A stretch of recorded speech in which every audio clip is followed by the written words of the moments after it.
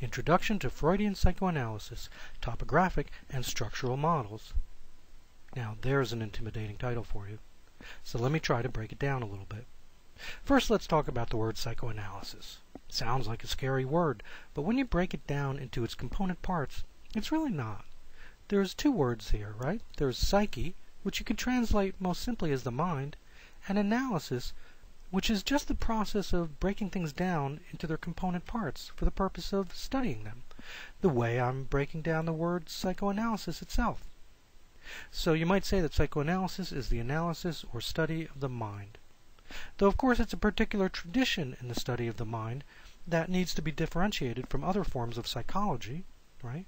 For example, behaviorism or cognitive psychology. Psychology is also composed of the word psyche, mind, and study of, ology, right? Psychoanalysis is a particular form of psychology, a subset of psychology that traces its origins to Sigmund Freud. Now, why do we call it Freudian psychoanalysis? Why not just psychoanalysis? Because since Freud introduced the term back at the end of the 19th century, psychoanalysis has evolved and changed, and today there are many branches of psychoanalysis. There's Jungian psychoanalysis, and relational psychoanalysis, and Lacanian psychoanalysis. But for the purposes of this PowerPoint and this class, we're going to focus on the original forms of psychoanalysis as developed by Freud. Now, of course, all this is complicated by the fact that even Freudian theory evolved and changed from when Sigmund Freud first introduced it in 1899 to when he died in 1939. In this presentation, however, we're going to focus on two of his earliest and most influential ways of understanding the human mind, the so-called topographical and structural models. We're going to deal with the topographical first. It's the earlier model, and it's called topographical because it treats the mind as a kind of landscape to be mapped, as you'll soon see. In the topographical model, the mind, or the psyche, is divided into territories, or layers, each serving a different function.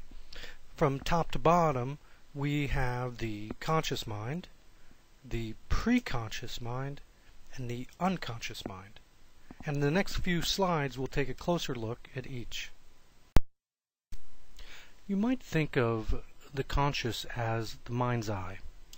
That is to say, it refers to the part of your mind, of your psyche, that you can picture or hear or smell or taste, to use other sensory analogies. I suppose it's not just your mind's eye, it's your mind's ear and your mind's tongue and your mind's nose, right?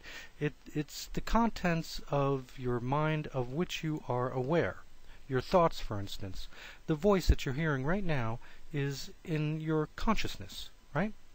So if we use the analogy of, say, a computer, you might think of consciousness as what's most easily accessible. That is to say, what's actually visible on the computer screen.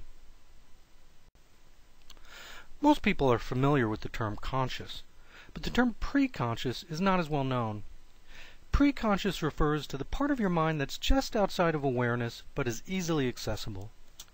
These are memories, thoughts, ideas, sensations, anything that you can call easily into your consciousness, but isn't residing there in the immediate present, right?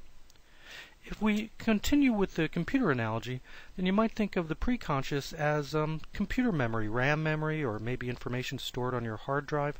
Any memories or ideas that you have that you can easily call into consciousness, those are in your preconscious, right? It's not right on the screen, but you can access it quickly and easily.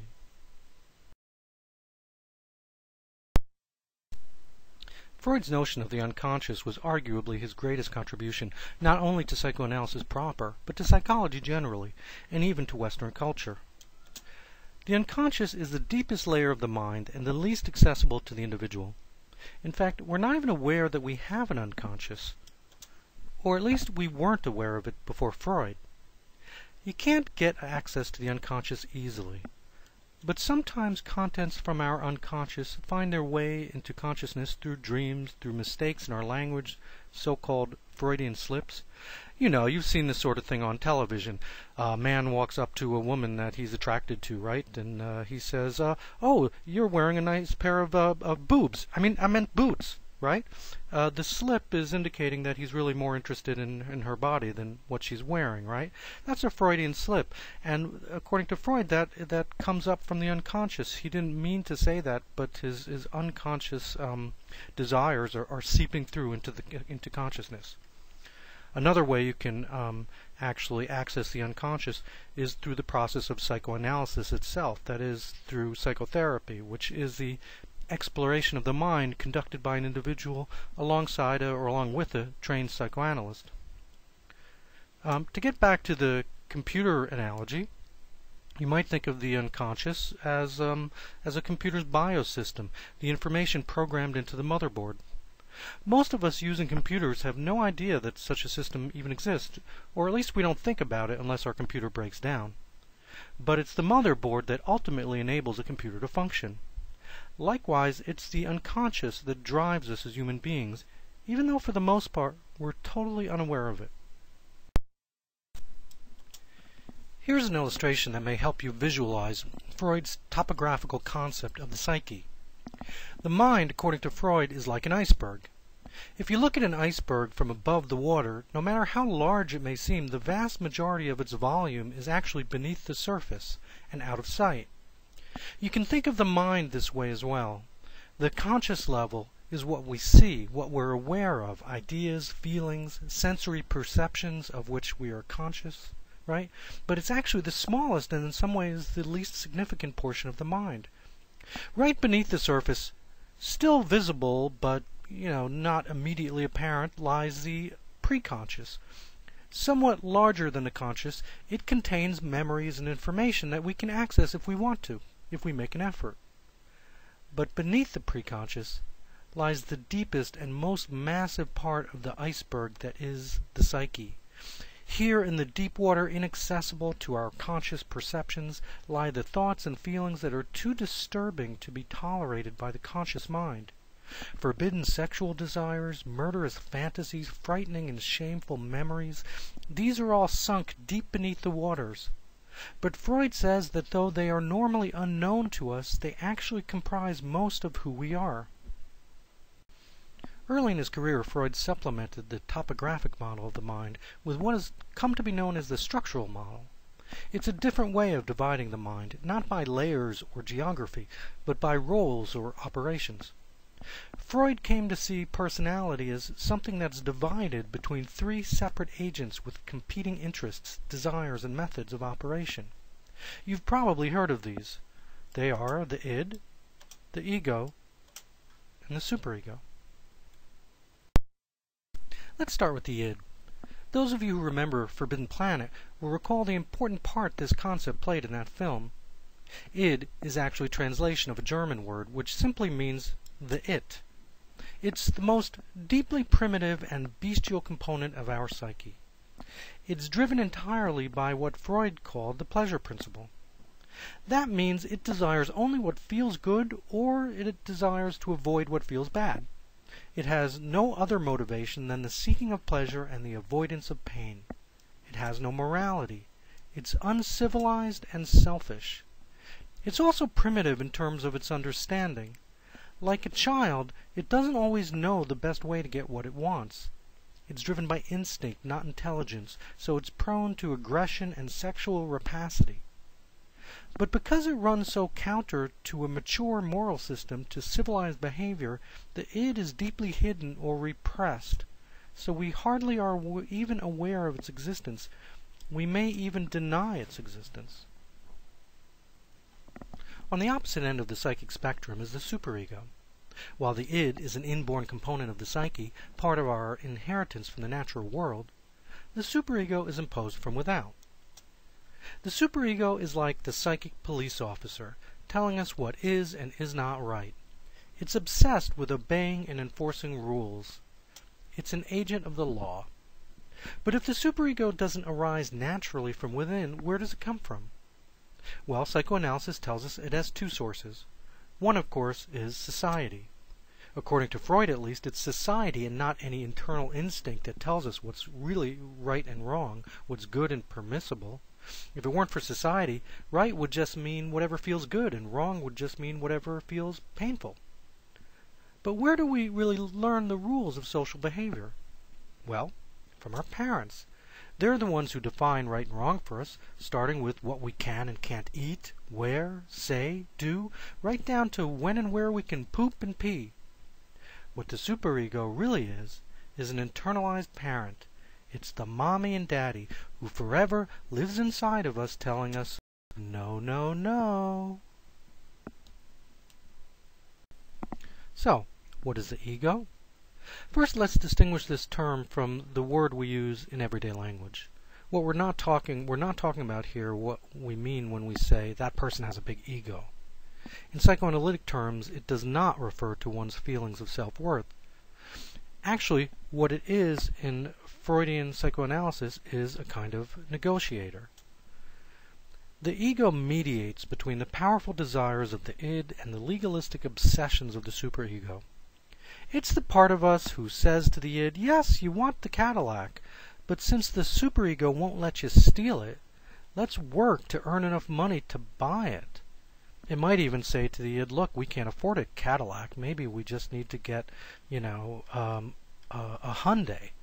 You see, in this respect, the ego is an agent of what Freud called the reality principle, while the id is driven only by desire and fantasy, and the superego by fear of punishment. The ego looks around, takes notice of our environment, and lets us know what's reasonable to expect, which desires we can safely satisfy, and how we might best go about doing so. In this way, it's the agent of the mind with which we're most familiar and comfortable. It's the closest to what we might call ourself. You might think of the id as the bad angel that sits on your shoulder, the one who tells you to steal from the cookie jar, and the superego as the good angel, the one telling you you'll get in trouble if you do, while the ego is the part of you caught in between, the one looking for a compromise. Let's ask Mom if it's okay. These different aspects of the self can sometimes be out of balance. For example, in the original Star Trek, the old sci-fi show from the 1960s, there was the character of Dr. McCoy. You can see him to the left in this picture. He was always driven by passion and emotion. He didn't always, think clearly about things. You might say he was dominated by his id. On the other hand, Mr. Spock, who you see on the right, was strictly bound by the rules of his culture, the Vulcans, who emphasized a suppression of emotion as a way of promoting civilized behavior. In the middle, we see Captain Kirk, who of the three of them really had the strongest ego. And in that sense, I don't mean that he had the greatest sense of self-worth, that he was conceited, though he kind of was, but that he had a more balanced psyche.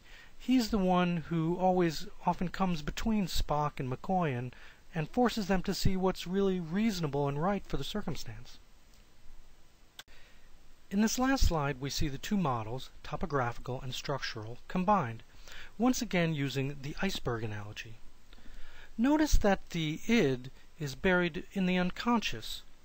We're not generally aware of its existence, unless it's revealed to us through dreams or slips of the tongue or through the process of psychoanalysis. The ego is mostly a function of the conscious and the preconscious, though it dips into levels of the unconscious, while the superego is pretty evenly divided between the three levels. Some of our moral imperatives are so deeply ingrained we aren't even aware of them. For example, little children don't have an aversion to feces. They even play with it. But as adults, we're repelled and disgusted by it, and this seems natural to us. But really, it's a moral impulse implanted deep into our unconscious during potty training, a period that we don't remember anymore, that's submerged in our unconscious.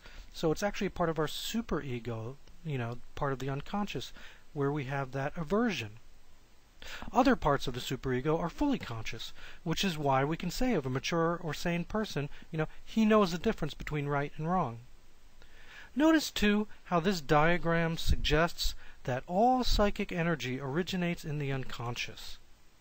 That's the most disturbing aspect of the entire psychoanalytic theory, this idea that all our hopes and dreams and ambitions are really the product of a part of ourselves that's largely instinctual, primitive, and not only out of our awareness, but totally unavailable to direct inspection. This is why Freud said his theory of psychoanalysis was one of the 3 great blows to human pride, to what we could call in everyday language the ego. The first, you will remember, was Copernicus's revelation that the Earth was not the center of the universe. The second was Darwin's theory of evolution, which asserted that man was just a highly evolved animal, a cousin of the great apes. Freud, who comes less than 50 years after Darwin, delivers the third blow when he suggests that human consciousness is only the smallest and least important part of the human psyche, that we're driven by forces of which we are almost totally unaware.